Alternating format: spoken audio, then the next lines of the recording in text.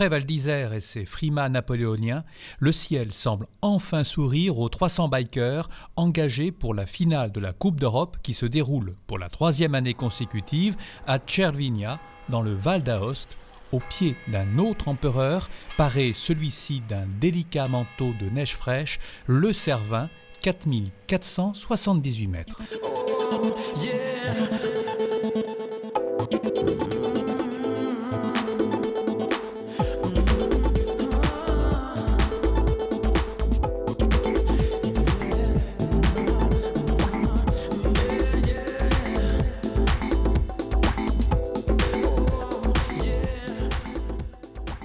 L'accueil chaleureux des Valdôtains, habitués aux transimances en camping-car et animés d'un indéfectible amour pour la compétition, apporte la dernière touche à ce week-end italien du 2 et 3 septembre 2006 qui s'annonce au top.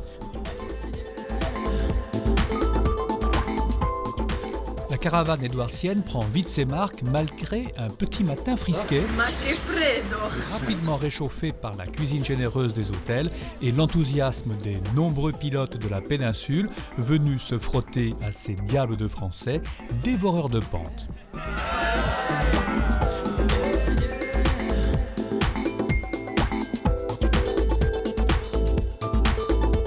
Buongiorno. Au cœur des Alpes, dans un décorum à couper le souffle, fait de roches, de glace, de neige, de sérac, s'insinue l'un des plus géniaux parcours de la saison de Maxi Avalanche. Prenez votre DH et imaginez-vous un instant. Départ du refuge des guides de Plateau Rosa, sur le versant suisse du Matterhorn à 3400 mètres. Laissez-vous alors aller sur la pente douce du glacier, damé comme un tapis de velours.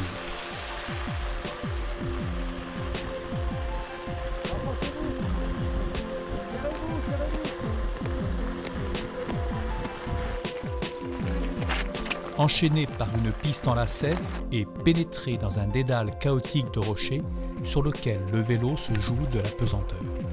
Frayez-vous un passage sur les moraines très accrocheuses qui claquent au contact de vos pneus.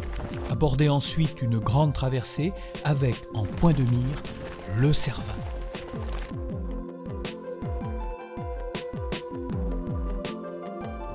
Laissez-vous ensuite descendre jusqu'aux alpages en vous jouant des franchissements de grosses contrepentes et ressentez les effets d'accélération dans les pendules, courbes et autres virages en appui.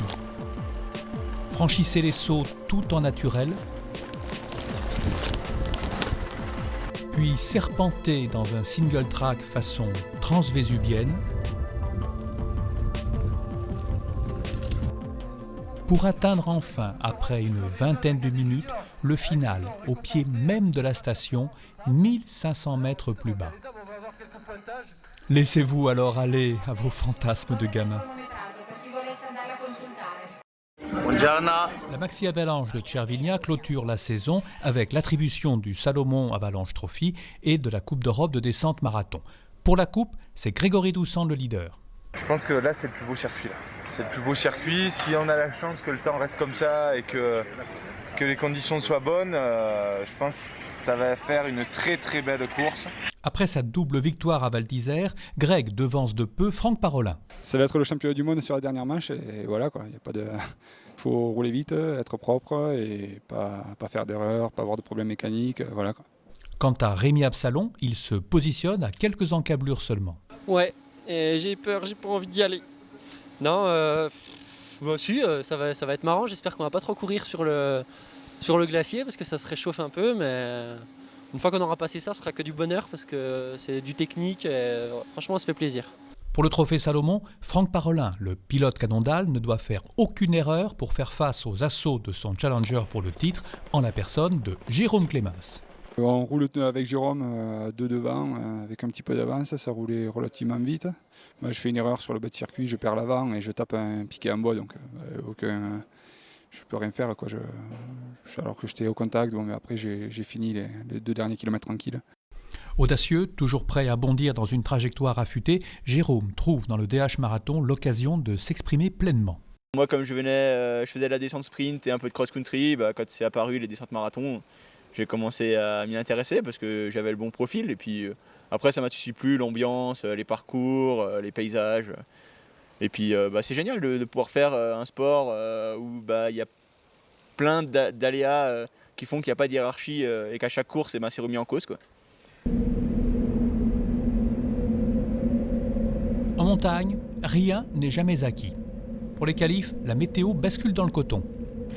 Dans ces conditions, installer la raquette de départ requiert de la part de l'imperturbable Cathy une bonne dose d'abnégation. Si un jour tu cherches un nouveau job, t'auras la preuve par l'image pour ton CV, si jamais on ne veut pas te croire.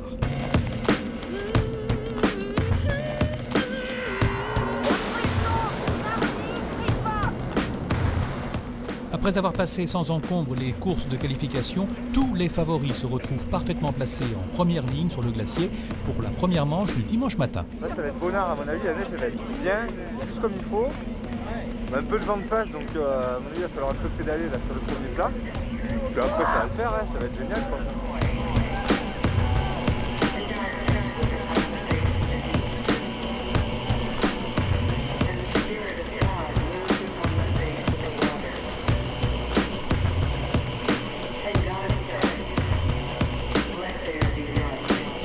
C'est ce diable de Jérôme Clémens qui s'impose sur une piste qu'il affectionne particulièrement. En fait, tu vois là, il y a une petite trace à gauche que j'ai voulu prendre et que j'ai voulu suivre un mec et c'était vraiment mou. Je suis parti très très loin dès le début, j'ai bien remonté sur le glacier et après j'étais 4, les autres avaient pris pas mal d'avance donc j'ai géré. Et puis écoute, ça s'est bien passé, on a un super parcours ici qui est quand même plus technique que Val d'Isère, donc moi je préfère. Et il fait un peu moins froid quand même.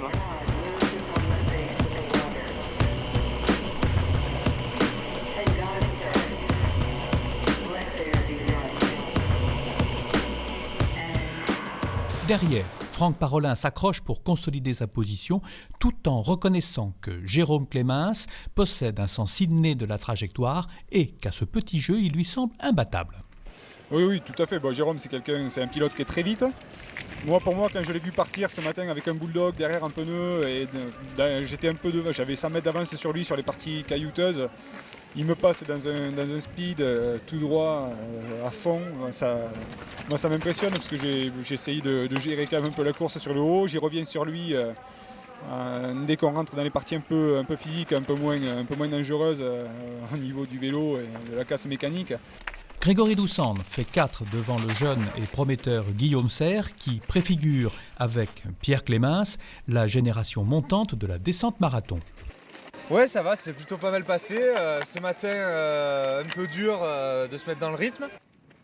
Rémi Absalon, avec une 3e place, reprend des points tout en regrettant d'avoir été absent sur la Transvésubienne et la Méga de l'Alpe, se privant ainsi d'un podium pour le Salomon Avalanche Trophy. J'ai fait un bon début de saison, j'ai gagné quelques courses et là, je sais pas, je me suis un peu endormi je crois. Et je me suis pas non plus réveillé ce matin parce que je fais 3, moi, je suis pas très bien sorti du glacier. Après les écarts c'est dur de reboucher, donc là je vais plus essayer de me faire plaisir que de me mettre la pression comme ce matin, que finalement ça marche pas et puis vaut mieux se faire plaisir et c'est là que c'est bon. Et puis la saison, des bonnes places mais pas assez de première place à mon goût. Toujours nimbé de ses voiles de brume, le Cervin joue les divas pour la seconde manche. Dès le départ, Clémens prend la tête, suivi de Doussand et de Parolin. Mais Jérôme, peut-être trop fougueux dans une trajectoire qu'il avait pourtant bien repérée, crève. C'est peut-être une erreur de ma part, peut-être que je suis passé trop vite dans un endroit. Donc la donne était simple au départ, fallait que je gagne la manche pour être vainqueur de la Coupe d'Europe. Greg, très félin sur le glacier et la moraine, prend alors la tête. J'ai bien géré ma course, je suis bien sorti du glacier et puis après j'ai bénéficié un peu des ennuis mécaniques de Jérôme Clémens. Je suis repassé en tête. Afin d'éviter un combat qui peut s'avérer dangereux pour les deux, Greg, un gentleman, laisse passer Franck, aujourd'hui le plus fort. Malgré un glacier qui était très très dur, où je me suis carrément embourbé et je sors très loin, je reviens, Jérôme crève, on a Greg qui est un peu moins vite je pense que moi sur le bas et voilà ça paye, ça passe. Franck sait alors que la réussite est à sa portée. S'il vous plaît, pour monsieur Franck Parolin, il porte le numéro 1 et Franck Parolin qui va remporter la Coupe d'Europe de descente marathon de Tchouria. Franck Parolin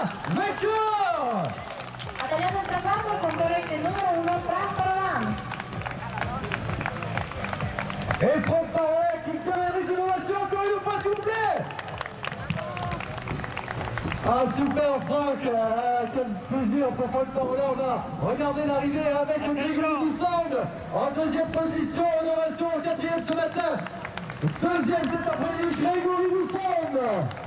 Seconda posizione per il 101 Grégory Doussand. Jérôme a fait un super glacier. Il a pris vachement d'avance très tôt, alors après j'essaie d'envoyer sur le haut. On s'est rapproché et je pense qu'il n'arrêtait pas de se retourner, il a dû faire une erreur de pilotage, je sais pas. Et sur le mi-parcours, il a crevé. Et après on s'est battu avec Greg. La victoire là, ça fait plaisir à cette finale, Franck. Ouais, l'année dernière j'ai fait exactement le même résultat ici, 2-1. J'adore cette piste. On est sur la finale de la Coupe d'Europe, le championnat du Salon de Profit. Et je tenais vraiment à finir avec une victoire et ça fait plaisir. Voilà, Franck Parolin, on l'applaudit s'il vous plaît. Et Greg, là aussi, quelle bagarre. Ouais, carrément, Jérôme est vraiment parti vite. S'il n'avait pas crevé, je pense que sincèrement aujourd'hui il est intouchable parce qu'il était vraiment vite. Moi j'ai fait un glacier pas trop mal, ouais. je suis ressorti 2 derrière Jérôme. Puis après sur le haut, j'ai essayé de pas trop prendre de risques. Et puis après Francky il m'est revenu dessus sur l'herbe, il était vraiment fort aujourd'hui. Je l'ai senti arriver dans la partie finale, dans le technique. Il était vraiment plus rapide que moi, donc je préférais le laisser passer. Je me suis un peu écarté, il est passé, parce que de toute façon, en plus je connais son tempérament, donc il aurait voulu me doubler, et puis ça aurait été mauvais pour nous deux. Alors que là, voilà, on a fait une belle course. Papy Down, alias Jean-Pierre Bruni, passe en 3e position, bien décidé à finir en beauté la saison continentale de la descente marathon, prouvant par la même occasion que la valeur ne craint pas le nombre des années. Eh ben j'ai l'impression que malgré tout, les Master 40, ça va être une catégorie qui va faire parler d'elle tout le temps, puisqu'on voit il y a Jacques Devy sur certaines épreuves, François Dolat. Mais bon, il y a des Master 40 qui sont très performants, on le voit encore maintenant avec moi. Donc il va y avoir des catégories Master 40 qui vont avancer, quoi. Donc, je pense que ça va être le papy boom. Et avec Jean-Pierre Bruni qui arrive sur une rénovation pour le vainqueur de la catégorie des Master 40, Monsieur Jean-Pierre Bruni, 3e au scratch, et c'est lui qui va gagner la Coupe d'Europe de descente marathon chez Master 40. Monsieur Jean-Pierre Bruni. Terzo italiano al traguardo con corrente numero 3, Jean-Pierre Bruni. Chez les dames, Anne-Caroline Chausson s'est encore régalée avec le survol d'un peloton qui s'était pourtant bien étoffé. Là, franchement, ça s'est bien passé. Bon, mis à part le glacier, c'est un peu galère pour tout le monde. Et en fait, je me suis pas affolée. Je crois même pas que je suis vraiment partie devant. J'y suis allée vraiment cool. Et puis, je suis ressortie avec beaucoup moins d'avance sur les autres filles que d'habitude. Mais en fait, j'avais beaucoup plus d'énergie pour le reste. J'étais plus lucide. Et puis, bon, c'était dur, hein, c'était dur physiquement. Et puis, des fois, je me disais, vas-y, comme ça, au moins, tu verras ton temps avec les garçons. Et puis, c'est vrai que j'étais bien à l'aise dans les parties techniques, j'ai pas trop manqué mes lignes et voilà, donc ça s'est super bien passé. En tout cas, je me suis fait plaisir. Il faut faire sa place, c'est sûr. Il faut, moi, je parle pas très fort et puis souvent je m'annonce au dernier moment, je donner de la voix. Je m'annonçais assez en avance et puis ce sont tous assez vite poussés, quoi. Mais pour moi, le format marathon, c'est ce que j'aime vraiment, c'est l'ambiance entre les pilotes. Et on est vraiment là parce qu'on aime le vélo et il n'y a pas trop de concurrence. On s'entraîne ensemble. C'est vraiment différent de la descente parce que la descente, ça dure moins longtemps, donc on connaît la piste parfaitement. Là, on ne connaît pas par cœur, donc il faut quand même des fois improviser un peu. Et puis surtout, c'est long et c'est physique, quoi. Donc, c'est vraiment l'occasion de passer du temps sur le vélo dans des sites exceptionnels comme ici et ça correspond exactement aux attentes des riders. Me semble-t-il avec Anne-Caroline Chausson pour mademoiselle Anne-Caroline Chausson. Attention, regardez le temps, 24 minutes. Anne-Caroline Chausson qui va améliorer de 2 minutes la performance de ce matin. Anne-Caroline Chausson 24 minutes et 40 secondes. Anne-Caroline Chausson, ça la mettrait dans les 20 premiers, 25 premiers au classement Gérard Crash. Ça mérite encore vos applaudissements, s'il vous plaît.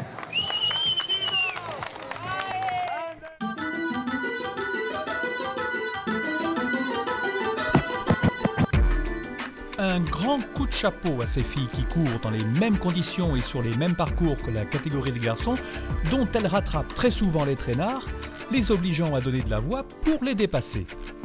Avec 12 minutes de retard, Séverine Delhomme, qui ne cesse de progresser, prend la 2e place et confirme sa position dans le top 5 de la Coupe d'Europe. Stéphanie Etouin assurant la 3e marche du podium. Séverine Delhomme, 2e féminine, Séverine Delhomme. On peut l'applaudir s'il vous plaît, Séverine Delhomme, 2e féminine. Comment ça s'est passé? Bien. Bien, le glacier est toujours aussi. Mais sinon, bien. On a chuté au fur et à mesure, chacun son tour. Voilà, ouais. Mais la piste est complètement différente et moi je me suis fait avoir comme ça, j'ai pas arrêté de chuter, du coup j'avais plus de force. Une force Violette pour toi? On a chuté en même temps et c'est vrai que ça n'a rien à voir avec hier. Mais c'était bien. Et les autres? On va des Anglais? Eh bien, croyez-le, il ne manque pas de se faire plaisir en se prenant parfois pour un avion, à dévaler certains passages aériens, surplombant la station de Cervinia qui retrouve progressivement son soleil radieux.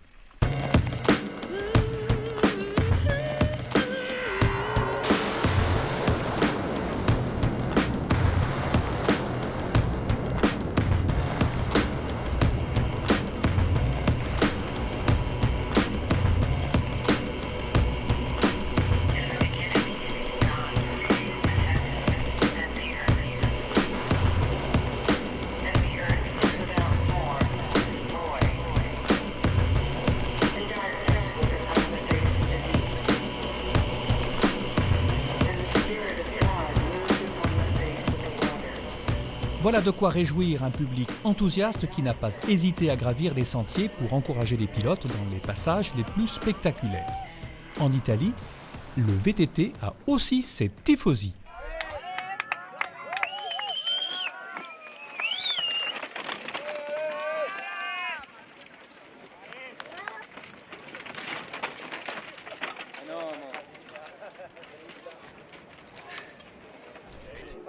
À l'issue de cette dernière maxi-avalanche italienne de la saison, Franck Parolin se voit récompensé de sa régularité puisqu'il engrange les 2 titres, le Salomon Avalanche Trophy et la Coupe d'Europe de DH Marathon. Et applaudir le podium, Franck Parolin, Grégory Doussin, Jean-Pierre Bruni, Rémi Absalon, Jérôme Clémens. Avec Nelly, on dit à côté des fours, pour le champagne.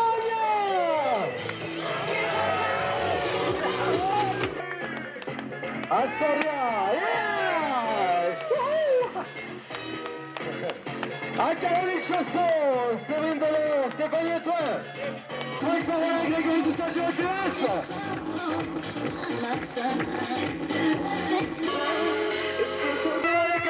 Pierre Clémens. Et avec un magnifique fleur, on se met... Et voilà, c'est fini. Arrivederci.